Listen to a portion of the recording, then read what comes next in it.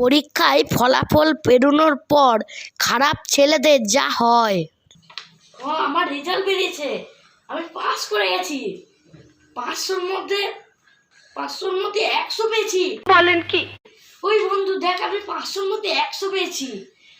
आग लगा दी आग लगा दी आग लगा दी आग। আমি এখনই বাড়ি যাবো, সঙ্গে সঙ্গে বাবাকে বললে বাবা একটা আইফোন কিনে দেবে। भाई मारो मुझे, मारो मारो मुझे, मारो मारो।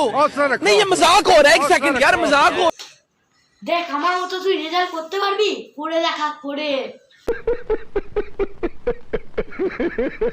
500-র মধ্যে 100 পেয়েছি রে, 100।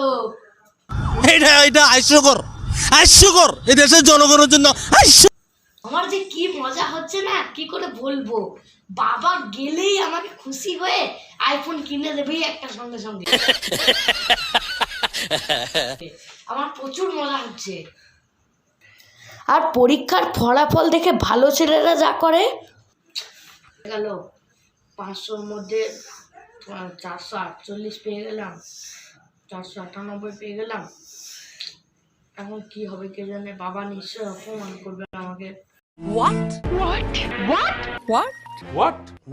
তো নাম্বারটা কমে গেল। যা হোক যা, পরের বছর ভালো করে পড়ে আরো নাম্বার করব। বাবাকে বললে বাবা ঠিক শুনবে। ও পরের বছর ভালো করে করবো। যা এখন বাড়ি যাই।